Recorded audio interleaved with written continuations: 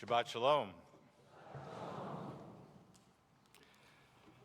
I have a friend, a dear friend, I must say, an intelligent, usually rational professional who still to this day argues with me that there is no such thing as global warming, no threat from human activity to our ecosystem, and thus no need for conservation. And so, every time I have delivered a sermon at EcoShabbat over the past decades, internally, I am directing my arguments to him. So far, unsuccessfully, I am afraid, which is amazing, really, because thus far my arguments have been brilliant. One year, for instance, I focused on biodiversity as viewed through the plight of the lowly honeybee and outlined what would happen to our food sources if we lost just that one species of insect. Another year, I waxed poetic about the beautiful coral reefs I experienced as a young scuba diver, rich and colorful tableaus that could have only been created by God or Walt Disney, perhaps. And I contrasted them with the relatively drab reefs of my most recent excursions.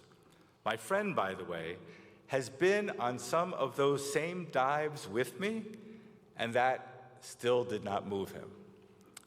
Like me, my friend is an ardent Zionist. So one year I focused on Israel's leadership in water desalination and other ecological advancements. He is also a proud conservative.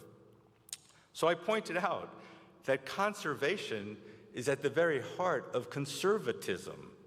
They are essentially the very same word. Not only that, but there is a national security angle as well, since localized alternative power sources are much less vulnerable to cyber terrorism than is our current centralized grid. That is not even to mention the advantages of becoming less dependent on foreign oil, a lesson that Europe is learning the hard way, I am afraid, due to the war in Ukraine.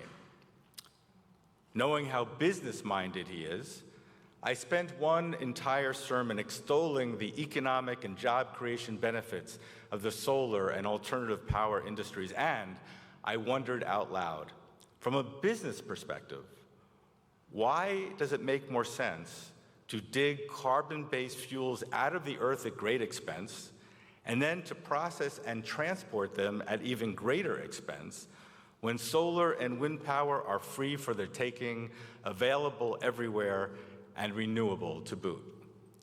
What kind of business model is that? I hesitate to admit it here because it is so cruel. But sometimes when I am driving around in my electric vehicle, which costs me about $40 per month to run, I come across my friend standing at the gas station, pumping about $100 of gasoline into his tank.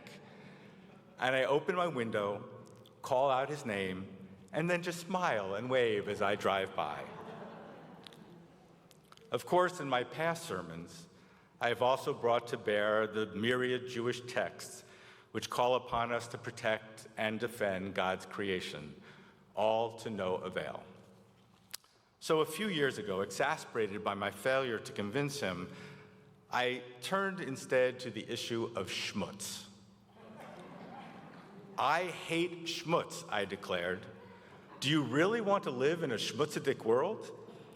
Even if there were no global warming, who would want to breathe polluted air, swim in contaminated rivers, or experience the piling up of plastic trash all around? Besides, I continued, what if I am right and you are wrong? If we do take these ecological measures and you turn out to have been right, we simply end up living in a cleaner world. If we do not take these measures and I am right, it means cataclysm for us all. Which brings me to my argument for this year's EcoShabbat.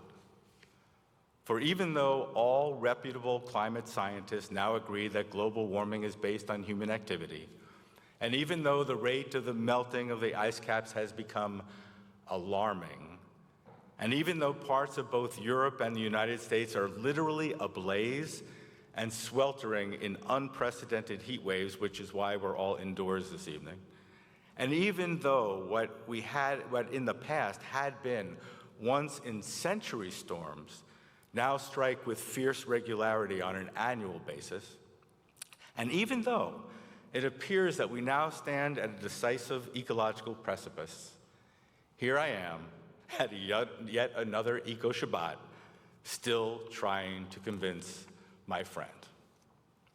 So here it is, my friend, my final argument. Dear friend, like me in the not too distant future, you will become a grandfather. That is it. That is my argument. Drop the mic. Why? Because sadly, scientists have begun to speak about how we must adapt to the impending ecological disaster rather than how we might prevent it. It has gone that far. And the methods of adaptation are draconian and frightening. Adaptation as in abandoning coastal cities like New Orleans, Venice, Italy, and the Pacific island of Tuvalu. Adaptation as in accepting that in many places deserts will replace forests, causing widespread famine and drought and leading to population displacement. Adaptation as in looking for ways to replace our current sources of natural photosynthesis, like the Amazon jungle, because due to rampant deforestation, they will no longer produce sufficient oxygen for us to breathe. Indeed, the situation has become so dire that a group of MIT scientists just released a plan to send a large sheet of plastic bubbles up into space with a rocket ship to sit between Earth and the sun in order to deflect 1.8% of the solar radiation before it hits our planet, in the hope that these plastic bubbles will save us. So, to you, my friend, future Grandpa, Zadie, Papa, or Saba, here is my final plea.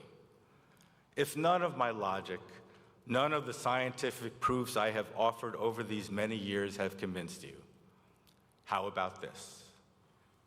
Do you really want the future of that precious future grandchild of yours to hang on some plastic bubbles in the sky?